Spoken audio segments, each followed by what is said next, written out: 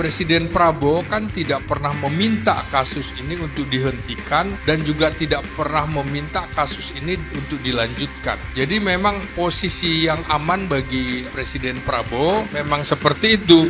Jadi bagi saya Presiden Prabowo tentu saja akan terus memantau kasus ini dan memastikan bahwa kebenaran akan terungkap.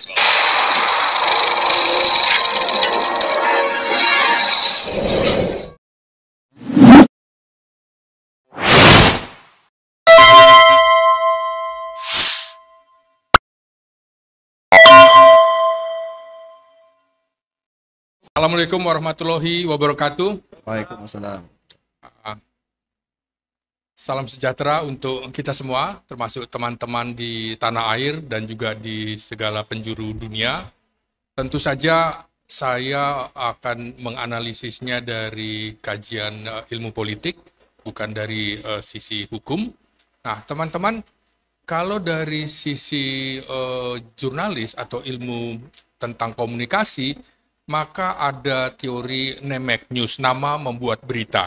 Karena itu apapun yang terkait dengan nama-nama beken seperti presiden tentu saja akan menjadi sorotan baik di tingkat nasional maupun di tingkat dunia. Teman-teman, bukan hanya kasus dugaan ijazah palsu ini terjadi di Indonesia saja. Saat ini di salah satu negara juga sedang mengamati kasus yang sama. Itu tepatnya di Nigeria. Jadi Presiden Nigeria namanya Bola Tinubu, itu sejak tahun 2023 sampai sekarang, ijazahnya juga dipersoalkan oleh lawan politiknya, karena dia mengaku lulusan Universitas Chicago. Nah, Universitas Chicago sampai sekarang angkat tangan, dia merasa bahwa tidak bisa mengonfirmasi apakah ini ijazahnya asli atau tidak. Nah, kemudian Bolu Tinubu ini proteslah dengan keputusan Universitas Chicago. Ya, jadi keberanian Universitas Chicago ini mestinya juga memicu universitas lain di Indonesia untuk berani walaupun menghadapi presiden sekalipun. Kasus ini berlarut-larut dan sedang menunggu keputusan dari Mahkamah Agung di Nigeria. Apakah ijazahnya asli atau palsu?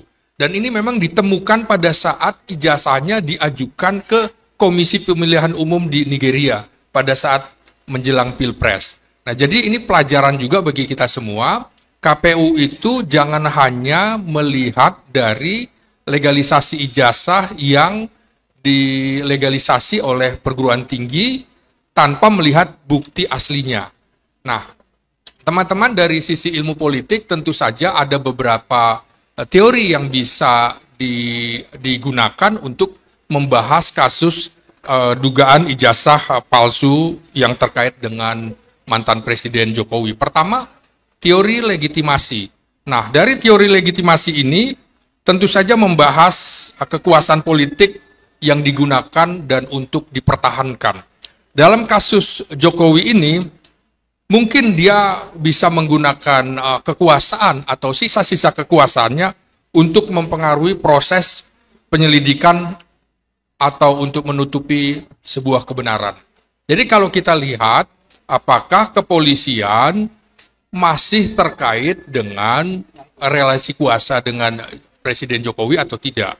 Kalau relasi kuasanya sangat kuat, maka sulit juga kita mengharapkan sebuah kebenaran dari lembaga tersebut. Yang kedua, tentu saja dari teori kekuasaan, ini tentu saja yang saya kemukakan bagaimana proses penyelidikan dan penyidikan ini dengan kekuasaan dia bisa pengaruhi secara hukum gitu ya. Kalau dari segi teori legitimasi tentu saja bila ijazah itu kemudian terbukti palsu, maka legitimasi kekuasaan Jokowi selama 10 tahun akan runtuh. Karena itu dia berusaha untuk menggunakan apa saja sehingga menggunakan teori kekuasaan itu untuk menutupi teori legitimasi yang bisa membuat dia lemah. Kemudian dari teori konstruksi sosial, Ini membahas tentang realitas sosial yang sekarang sedang berkembang, karena kasus ijazah palsu itu tentu saja tidak menguntungkan orang yang diduga memiliki ijazah palsu, karena sudah pasti bahwa konstruksi sosialnya akan mengungkapkan jika ini palsu, maka Jokowi dianggap sebagai pemimpin yang tidak jujur, tidak berintegritas jika ijazahnya terbukti palsu. Namun jika ijazahnya terbukti asli, maka itu sebaliknya. Jokowi dianggap sebagai pemimpin yang jujur, yang berintegritas, dan dia bisa menunjukkan keaslian ijazahnya. Lalu tentu saja ada teori politik simbolik yang membahas tentang simbol-simbol politik yang digunakan untuk mempengaruhi opini publik. Dalam kasus ijazah Jokowi ini tentu saja dia bisa menggunakan simbol integritas dan kredibilitas yang dipertanyakan. Misalnya dengan teori simbolik hanya memperlihatkan saja, tapi tidak memperlihatkan secara langsung. Misalnya wartawan diperlihatkan tapi tidak boleh mengambil gambarnya. Kamera person tidak boleh men-shoot langsung ijazahnya. Nah, dari sini teman-teman, dari teori-teori politik itu, maka kita dapat memahami bagaimana kasus dugaan ijazah palsu Jokowi ini dapat mempengaruhi dinamika politik nasional kita. Nah, kasus ini tentu saja ada kepentingan-kepentingan yang berbeda dari segala kepentingan politik, baik itu pemerintah yang sedang berkuasa, parlemen, juga partai-partai politik. Jadi misalnya pihak yang mendukung Jokowi, tentu saja mereka ingin membela kredibilitas Jokowi dan legitimasi Jokowi sebagai presiden, apapun akan dilakukan. Nah, kemudian bagi pihak yang berseberangan, tentu saja mereka akan memanfaatkan kasus ini untuk mendelegitimasi serta menyerang Jokowi dan melemahkan posisinya. Jadi fair saya ungkapkan dari dua sisi. Kemudian masyarakat bagaimana? Ya tentu saja masyarakat ingin melihat bagaimana ujung dari kasus yang berlarut-larut ini. Jadi tentu saja mereka menginginkan bahwa ujung kasus ini betul-betul bisa dilakukan secara fair. Nah, menarik tentunya bagaimana posisi Presiden Prabowo dalam melihat kasus ini. Teman-teman, kalau kita lihat, Presiden Prabowo kan tidak pernah meminta kasus ini untuk dihentikan dan juga tidak pernah meminta kasus ini untuk dilanjutkan. Jadi memang posisi yang aman bagi Presiden Prabowo memang seperti itu. Jadi tentu dia akan fokus pada program-program kerjanya sehingga pemerintahnya terlihat lebih memperhatikan asta cita yang memang dikampanyekan pada saat Pilpres. Ya, kedua tentu saja Presiden Prabowo ingin membangun citranya yang sebagai pemimpin yang fokus pada masa depan, bukan fokus pada masa lalu, karena ijazah dianggap masa lalu. Nah, tentu yang ketiga, Presiden Prabowo juga mencoba menghindari polarisasi antara yang mendukung bahwa ini ijazah palsu atau mendukung bahwa ini ijazah palsu atau asli begitu. Jadi dia tidak ingin terjebak pada polarisasi. Namun sebagai presiden, menurut saya Prabowo tentu saja memiliki tanggung jawab untuk bisa memastikan proses hukum dan juga investigasi berjalan dengan baik dan transparan. Kan tidak pernah ada Presiden Prabowo meminta Mas Roy Suryo dan lain-lain untuk menghentikan investigasinya. Jadi bagi saya Presiden Prabowo tentu saja akan terus memantau kasus ini dan memastikan bahwa kebenaran akan terungkap.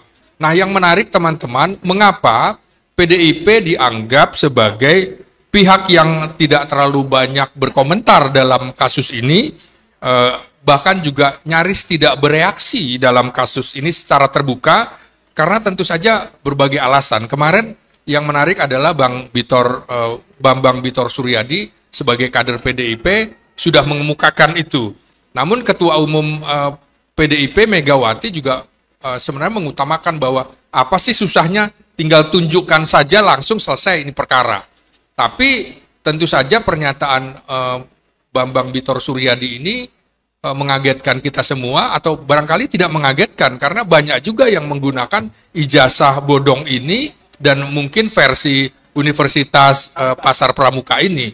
Jadi bisa jadi ini adalah strategi politik PDIP, tidak ingin ada kekisruhan yang kemudian justru menggerogoti kekuasaan atau legitimasi PDIP sebagai pemenang pemilu 3 kali. Dan tentu saja juga ada solidaritas partai, teman-teman. Apa itu solidaritas partai?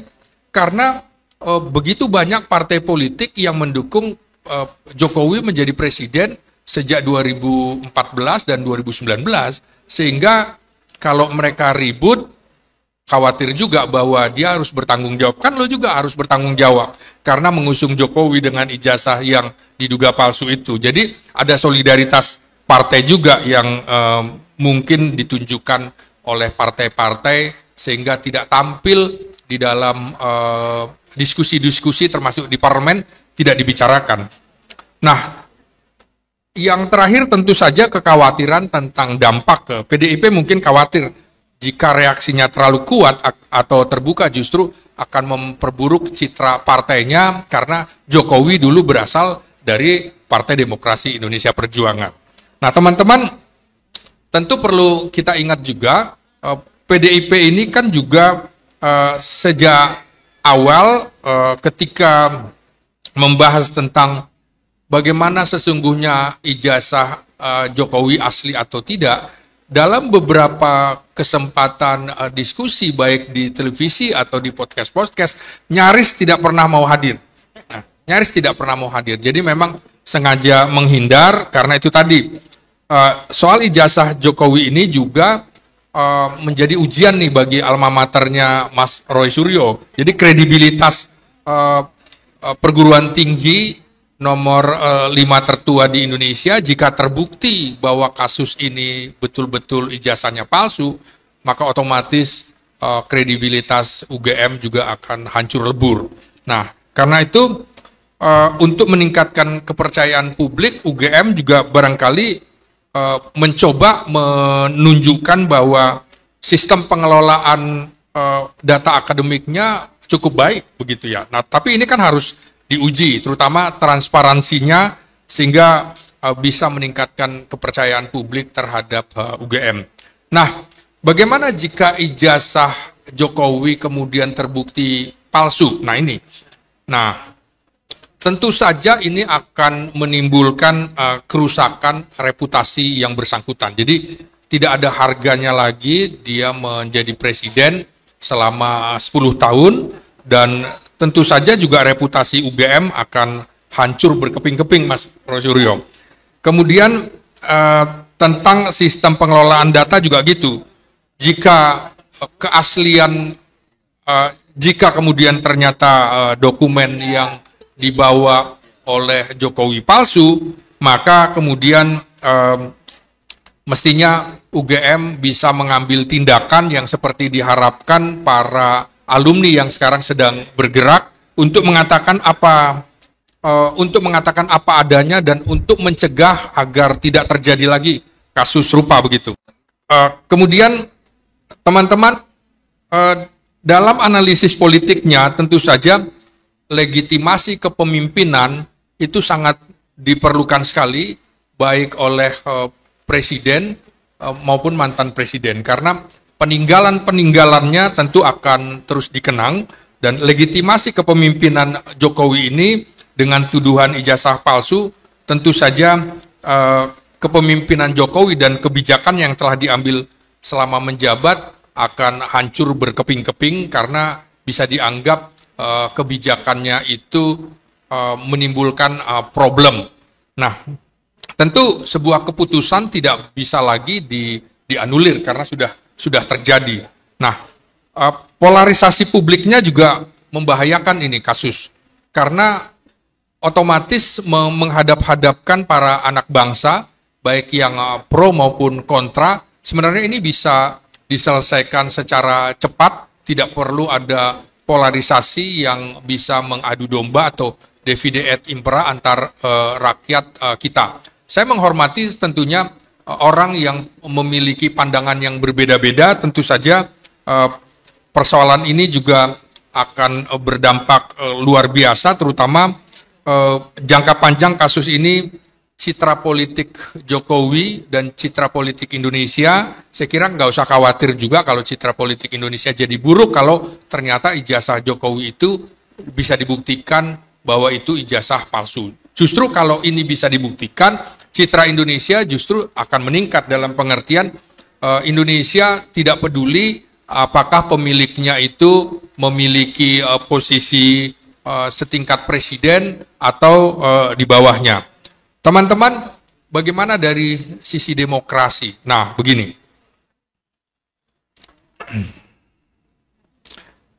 Akibat dari kasus dugaan ijazah palsu ini tentu saja akan mengakibatkan kerusakan moral hingga krisis demokrasi di Indonesia. Karena mengapa krisis demokrasi? Karena tentu saja ini melibatkan lembaga-lembaga negara, baik itu perguruan tinggi di mana Jokowi diduga pernah kuliah di sana, juga terkait dengan Komisi Pemilihan Umum, juga terkait dengan Bawaslu. Ini tentu saja merusak integritas lembaga-lembaga pendidikan kita dan juga lembaga-lembaga negara kita. Kedua, kepercayaan terhadap pemimpin itu udah otomatis akan ambruk begitu ya, jika seorang pemimpin tidak jujur. Ya, oke. Ketiga, tentu saja dampak jangka panjangnya terhadap demokrasi di Indonesia. Anak muda, terutama generasi anak-anak kita akan melihat betapa polisi dan juga politikus yang curang selalu atau membiarkan berjalannya kecurangan itu untuk motivasi kekuasaan belaka. Nah, akhirnya kita akan menciptakan kultur asal menang tanpa etika. Itu yang tidak kita harapkan. Keempat, terakhir, tentu saja praktek-praktek dugaan ijazah palsu ini akan melemahkan demokrasi, karena demokrasi membutuhkan pemilih yang rasional dan juga menilai pemimpin berdasarkan rekam jejak, termasuk rekam jejak pendidikannya. Dan jika rekam jejak itu palsu, tentu saja demokrasi akan menjadi sandiwara di Indonesia. Demikian Mas Agus. Ya. Oke, terima kasih. Tepuk tangan yang meriah untuk Pak Slamet Ginting.